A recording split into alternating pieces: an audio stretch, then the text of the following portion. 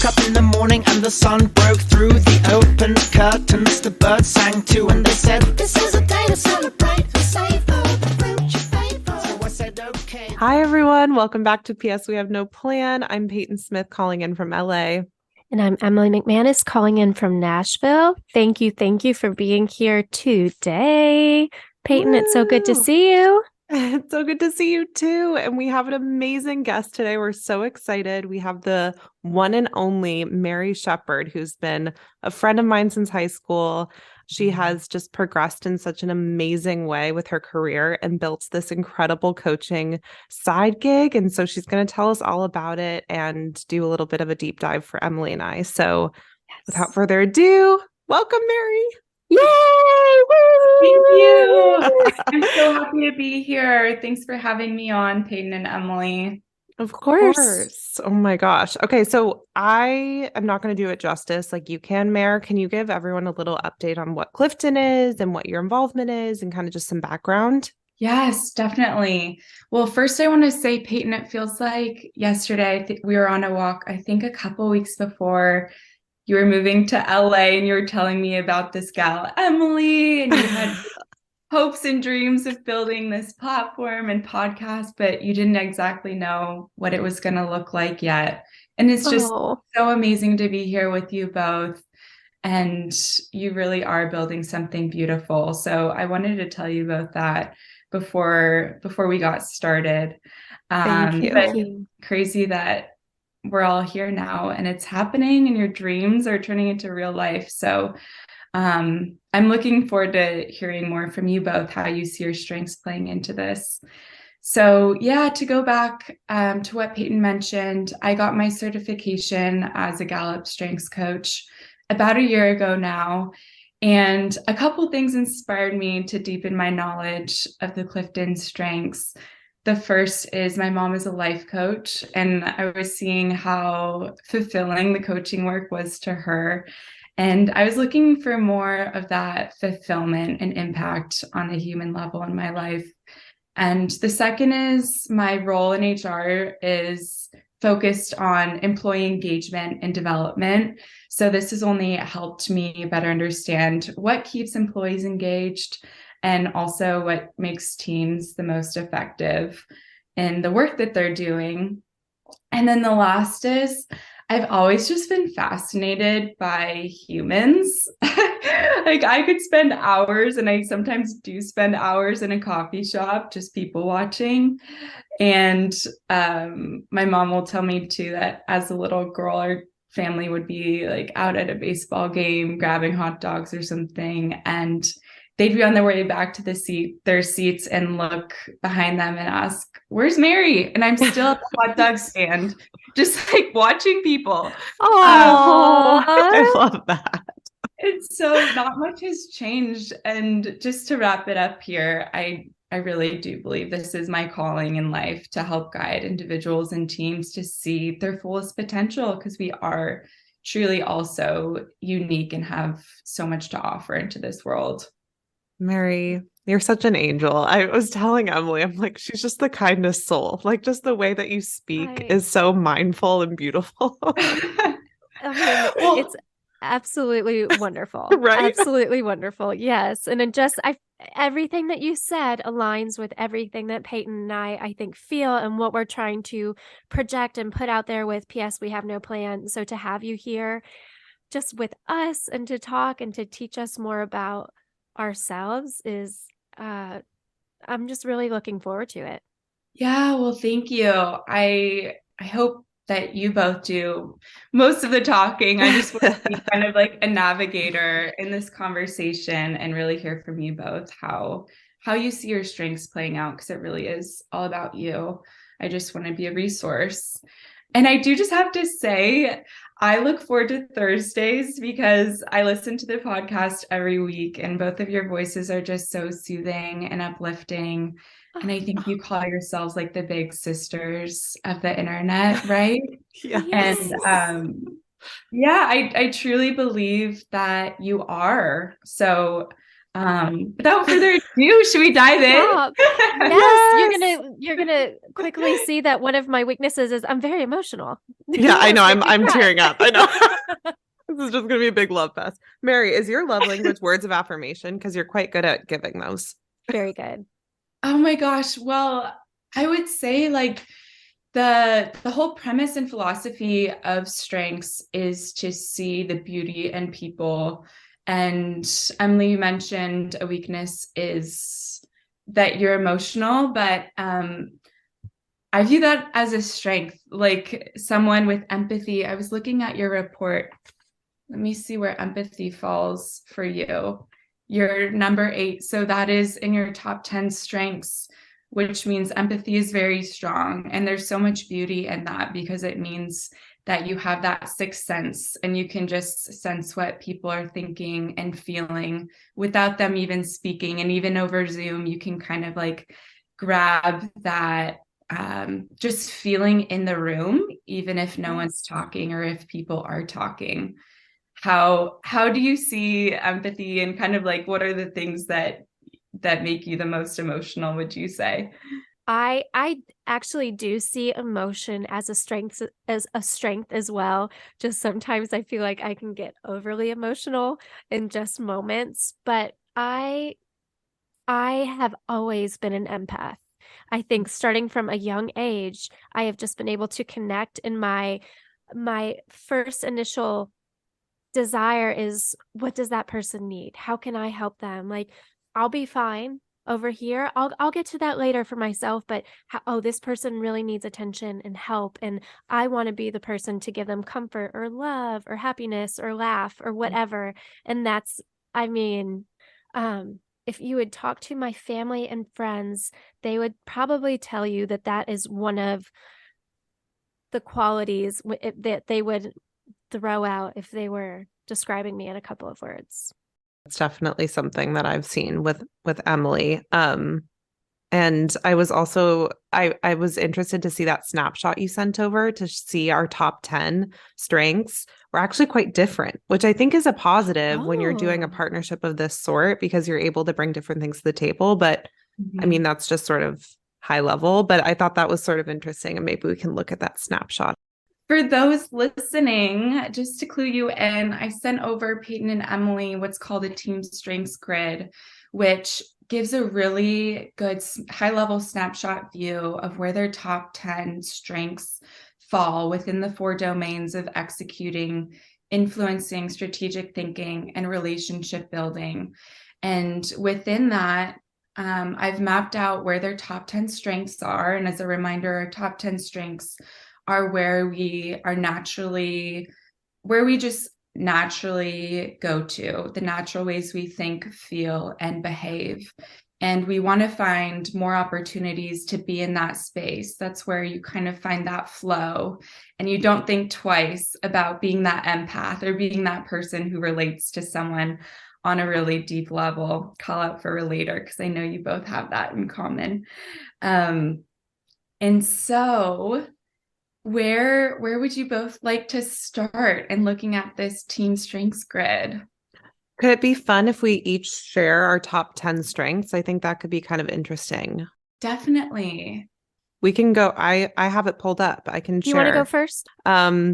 So my 1 is strategic, 2 is achiever, 3 is futuristic, 4 is communication, 5 is activator, 6 is individualization, 7 is discipline, 8 is consistency, 9 is relator. I like that one. 10 is arranger. So fascinating. Okay. I know, right? Yes. And you know what? And maybe this doesn't mean anything, but just optically looking at this, Payton's are scattered pretty evenly. And I see mine are focused on mostly 2 of the little panels, if that's what you want to call them. So my number 1 is relator. Number 2 is positivity. Number 3, futuristic. Number 4 is adaptability. 5 is ideation. 6, intellection. 7 is developer, 8 is empathy, 9 is context, and 10 is strategic. Ugh. So Payton, that is honestly so funny. Your number 1 and my number 10 are the same thing. Yeah, and we have a couple similarities. We have the relator similarity. We have the futuristic, which makes a lot of sense. Emily and I talk a lot about like our future dream for what this could turn into, what each ourselves want to kind of evolve into. So that's relator is also, what we try to do with this podcast is be relatable. So that's interesting. Yeah, those are great observations. Is there one of those that you want to talk more about so the commonalities I see are relator, futuristic, and strategic, as you both mentioned? What do you think, Pay? Relator? Yeah, let's do relator. I think that resonated when I read that. We don't know what it is, but it sounds right. Sounds really right. Yeah, and I took some notes here because I've been doing a lot of studying. I've been applying a lot of this work in my job as well. So I've been doing a lot of studying, have some notes on here that I took. But relators are often called, they're like that friendship glue. They love working hard with close friends. They're often described as loyal, honest, and authentic. These people, as I mentioned, they love to work hard with friends to achieve a goal. They think best through people they trust for giving feedback, getting feedback, and encouragement. They love sharing progress with close friends, and they're more about those one-on-one relationships than kind of those bigger group settings. They want to build and invest in long-term relationships. As I described relator, that's kind of like a high-level overview. Some of those things might have resonated, some might not, but the whole goal of strengths is to really pick out what does resonate and then find examples of how that's kind of fit into your life, and then work on developing and really investing in that and doing more of it. So as I shared some of those themes, curious to hear from you both what resonated with you as you think about your partnership together and the platform you're building. I think the thing that really reached out the most to me was the meaningful relationships. Just a couple that really, how do I say this? You're going to find too that I'm not the communicator in this. It's definitely Payton. I am always at a loss for words. I stumble over my thoughts, everything. So that's something that I'm working on. So bear with me. But something that we have, I think, talked about in quite a few episodes now has been just the importance on finding what makes you happy and having the people surround you. Hey, you know what I'm trying to say, don't you? Yeah, like I think we really, like, we had a whole episode on authenticity. So that was sort of interesting that was the word that popped out. And it was like, what does that even mean? And how do we show up as ourselves? And both Emily and I are just works in progress. We don't even know ourselves, and that's an evolving thing, but we try to be real about that. And I think that's helpful, and that brings in like-minded people around us. And we both are kind of like in our hermit eras, what we like to say, where we're very cozy and at home. But those meaningful relationships are the things that drive us forward. So, but I will also add, I think that's something that when Mary and I met way back when to go over my personal strengths, that was something I remember her saying, you saying, Mary, that like, the purpose of this is to focus on your strengths, not necessarily call out your weaknesses as things you need to work on, which I sort of like that mindset shift away from like, how do we work on the things that we're lacking? And instead being like, how do we celebrate and lean into the things we're really good at? And how do we continue to do those things that drive us? Yes. Right. Yes. It's so funny. I had, a meeting with my normal day job a couple of months ago, and it was very much along the lines of what we're talking about right now, strengths and weaknesses. And so many times in life we're taught to work on what we're not good at, our weaknesses, and we're spending so much time on that just to be a little bit better, when if everybody focused on their strengths, then we would be so wonderful at that, and then we would Yes. use what we're so good at and work together, because Yes. everybody's are so different. Then the whole table would have been covered. It's a good reminder that it's okay to celebrate what you're good at and work on those, instead of, like you just said, Payton, put so much time and energy and pressure on, oh, well, I'm not as good at that. Mm-hmm. That's exactly right. I think you both said it so well. And the Clifton Strengths actually got started when Don Clifton, who's the father and founder of the Clifton Strengths, posed the question of what will happen when we start thinking about what is right with people versus on fixating on what's wrong with people. And that's when the research started, and Gallup's done over 80 years of research and continues to come out with new research every day on focusing on people who are developing their strengths and doing more of what they're already good at. And the research shows that people who are developing their strengths and putting their energy towards investing in those areas of talent are living a better, happier quality of life, and also more engaged in their roles.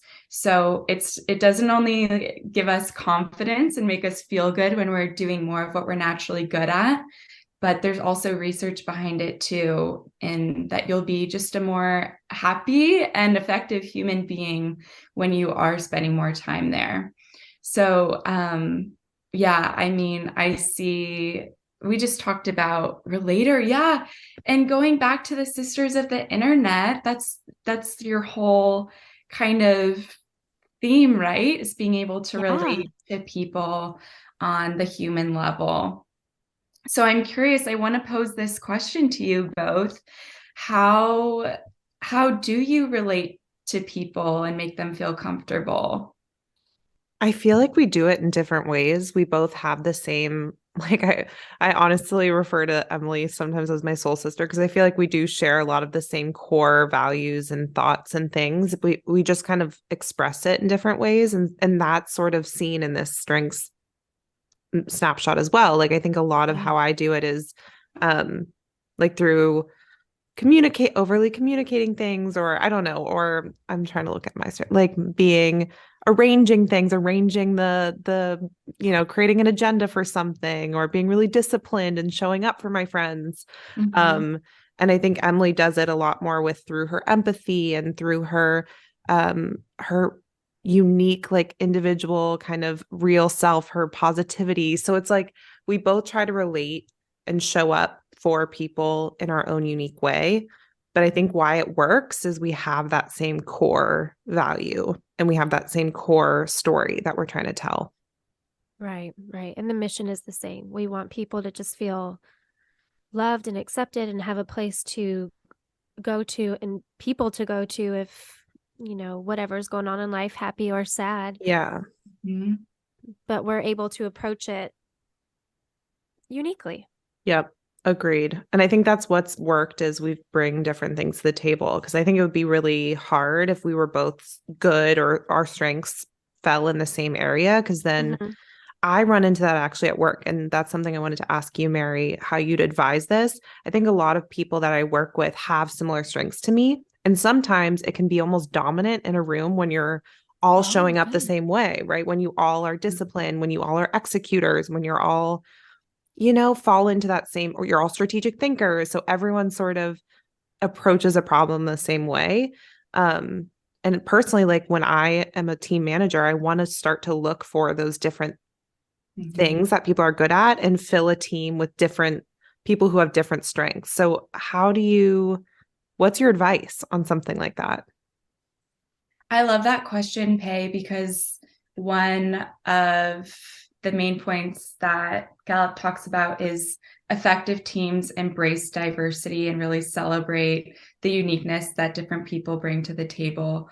And so one area of managing kind of those lesser areas of talent is what they call it. So those kind of weaknesses is finding those people that you can collaborate with and partner on, so that you are bringing in those different perspectives and people are operating in their best. So I think to your point is really understanding and being aware of where people's natural tendencies and talents lie, and then being able to understand how they all fit into the puzzle. And I think your awareness is the first step in recognizing that maybe at work, everyone is showing up in these dominant ways if they have similar strengths, but there's also some beauty to that. And there is an opportunity to kind of like amplify those talents and like even water that seed even more and be like, okay, how can we use our similar talents to go even further, to dream even bigger, or towards this goal that you all have.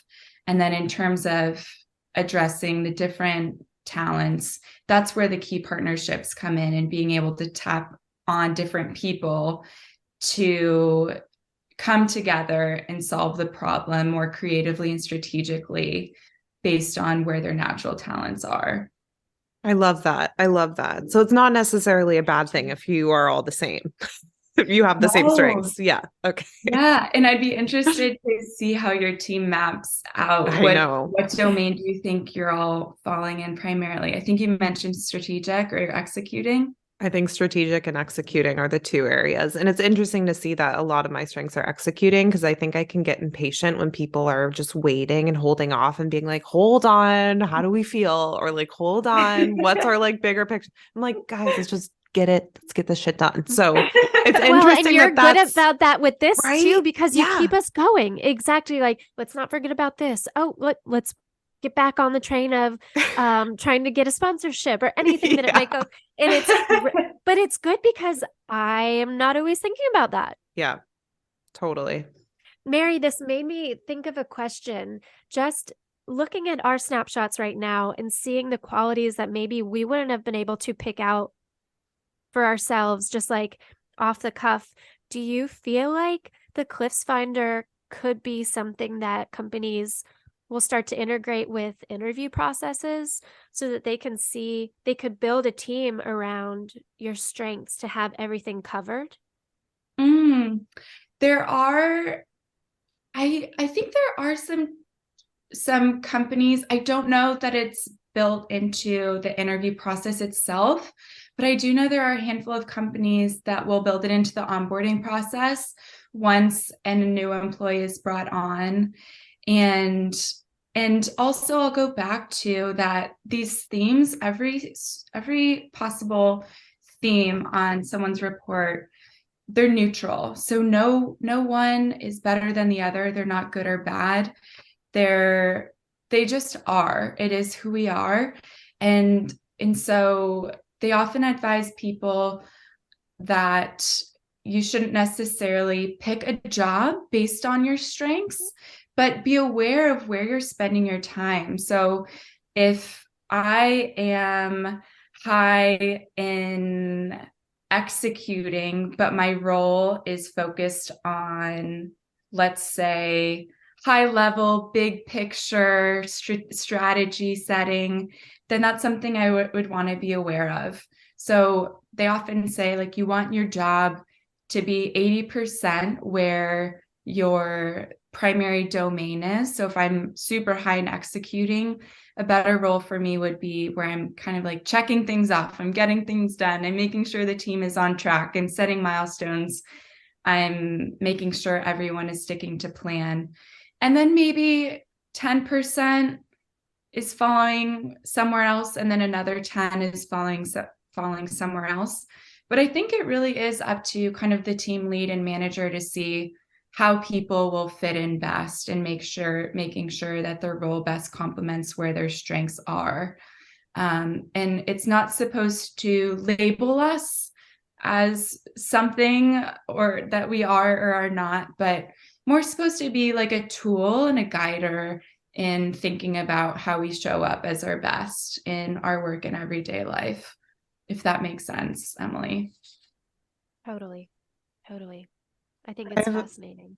I have another question around that. So seeing Emily's are mainly actually evenly split between relationship building and strategic thinking, which is like so crazy because that's exactly her. And then mine is kind of like Emily said, Zero spread execution, across.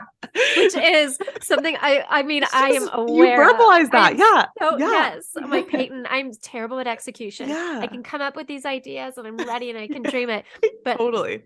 execution is so not good. Crazy.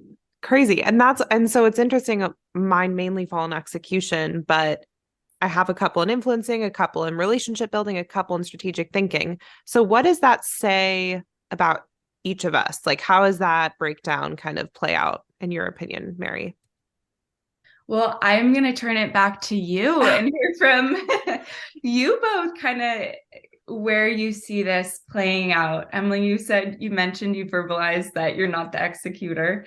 Payton, how are you keeping you both kind of on track as you think about your achiever, your arranger, your discipline and consistency? Like, where is that showing up in the work that you do together in your partnership? I definitely feel like I'm most comfortable when I write out like our agendas, or I'll text Emily and be like, hey, this is exactly the time and date that I'm thinking we should do this. I like details. I like notes. I like some of that stuff um that falls within the execution stuff. But I really love when Emily, like, I feel very grateful when Emily comes to the table and is like, hey, I recognize that you have a lot going on, and I feel the stress from you, or I know you're traveling and I know that's hard for you. Like, how can I help? So she'll kind of feel my emotions, and that's a really strong suit from Em, I would say. Aw. Well, I mean, to be very honest, this would not be a thing without Payton starting it out. The execution started with Payton, you know, coming to me and say, like, first off, during COVID, like with PS, I'm blogging and interviewing me about the girl with no plan. And so that started our relationship. So once again, she started it right there. And then as time passed and we just kind of had this social media relationship, a little bit of friendship, coming up with the idea of why don't we do something together, and just putting into action a time to talk, a time to meet, a brainstorming session. What could this be? And those are the things that I lack. I have these ideas, but I'm never the one to put it into the steps to go forward. And Payton has been the absolute like steam engine of that. And it's been wonderful. But in that sense though, it's, I think, made me a little bit more aware of time and commitment. And so we do have to get it in every week. And I'm aware of that. And we have to make sure, like, we keep ourselves to Thursdays. It's on at Thursdays so that we have an actual schedule for this project and this, job that we have now. And I don't know, just seeing this, I can see how we've kind of rubbed off on each other slightly. Oh, You think 100%. so? 100%. I agree Yeah. with you. I do. Mary, what does it mean though? Because it feels like some of these are conflicting, but maybe I'm wrong. Like what execution and strategy feel like separate things, but I have a couple. My number one is strategic stuff, but most of my other strengths fall in execution. So like, what does that mean? Yeah, so we are really a blend of our whole report. So it's not even just about our 1 to 10, but we are really a mix of 1 through all 34. It's just that the 1 through 10 are what we do most frequently and what we do most intensely. So, Pay, as we think about your executing and strategic thinking, there are a lot of themes that can be pulled from, let's say, let's say number one, strategic, and your number two, achiever. So as you think about strategic, these are people who spot patterns and see clues and kind of have that high level vision. How do you see that playing out in your achiever and wanting to get things done too? Like, where do you see those two coming together? It's a good question. Because it It's a feels really good like, question. right? Yeah. Because it feels like Emily and I can both, we like to, I mean, Emily's half of her strengths are in her top 10 strengths are in strategic thinking. So I do think we like to envision and plan a bigger thing, but Mhm. you know what? I'm kind of a perfectionist, which we've talked about before, where it's like, I just want to do it all. I want to do it all. And that kind of is the achiever in me, where it's like, I want to Yeah. be the strategy and the planner, but I also want to do the thing. I want to see it through to the end.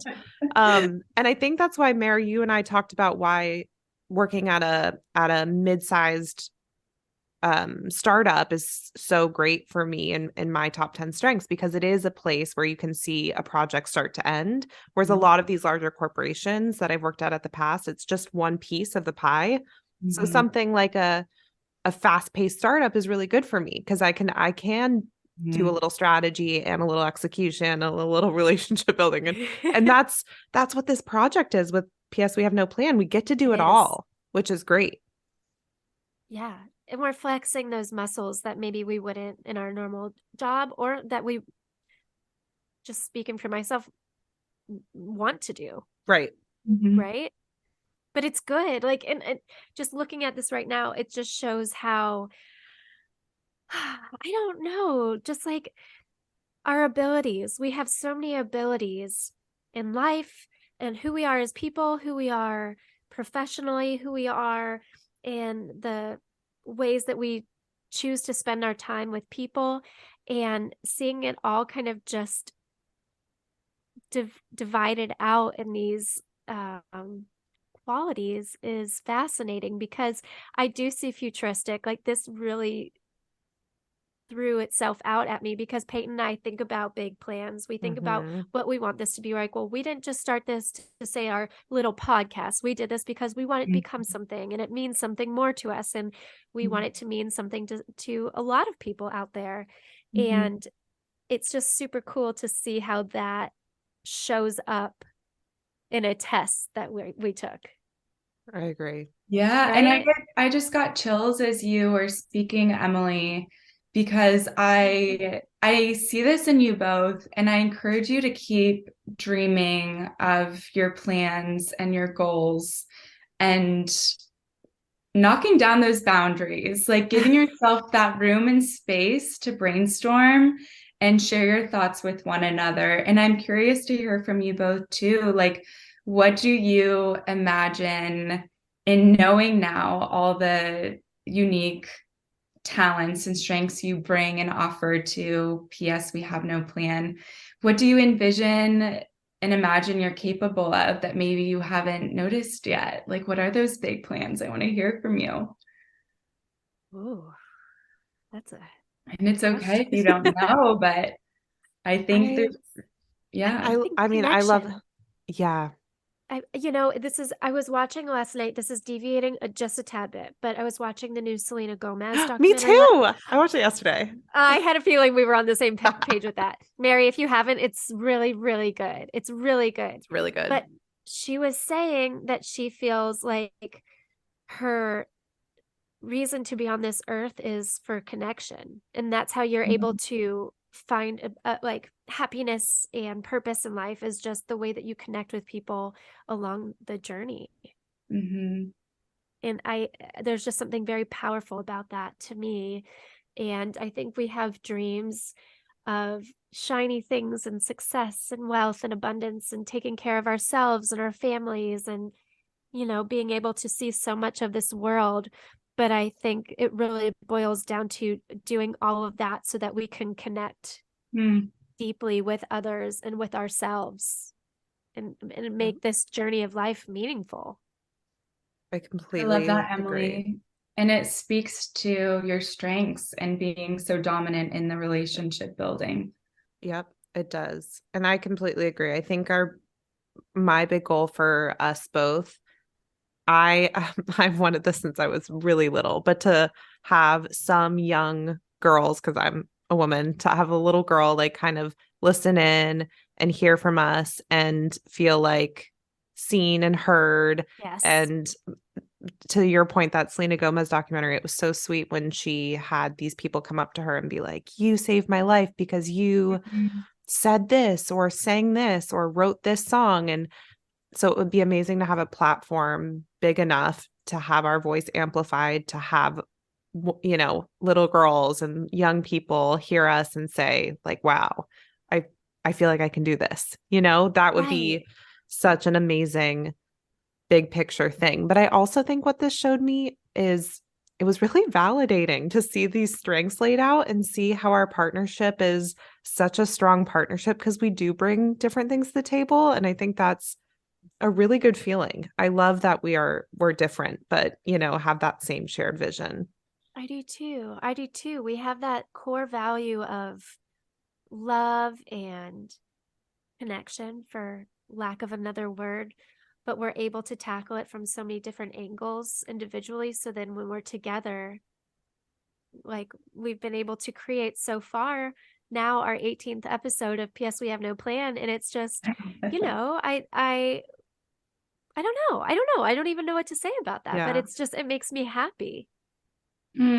Yeah, I think you both named it so beautifully. And hopefully this has helped you find confidence in who you already are individually and also as a team, because that's really what it's all about, is really celebrating and embracing where our strengths are and finding more opportunities in our lives to do more of that. So hopefully you both have a greater sense of awareness of what those are as you continue to build this. Mary, thank you so much. This was honestly amazing. We definitely do. Yes. This was an amazing episode. And just in case someone's listening and wants to kind of pursue this themselves, how do they get started? How do they take this test? You can take it directly through Gallup's website, and there are two options. You can either get your top 5 strengths, which costs $20, I believe, or you can pay $50 to get your full 34 report. And I often encourage folks, if it's not too much of a financial burden, to pay the $50 for their full 34 report, because it just paints a better picture and provides some more context around who you are as a whole person, and speaks to not just your 1 through 10 strengths or 1 through 5 strengths, but gives you the full report, and you can really dive into all 34 themes versus your top 5. And again, that's directly through the Gallup website. Well, thank you both so much for having me. And again, I get my cup filled by helping people navigate where they are in life and where they see their strengths and just continue to develop, because we all truly are so unique and we're good just as we are. We don't need to fix anything about ourselves. It's just all about spending more time investing in where we're already doing well and doing more of that and being able to share that with others too. So thanks again for having me on. Can't wait to see what's next for you both. Yay. We can't wait too. We'll see. Yeah. But thank you again. And thank you everyone for listening. We post a new episode every Thursday. This is P.S. We Have No Plan. I woke up in the morning and the sun broke through the open curtains. The birds sang too and they said, "This is a day to celebrate."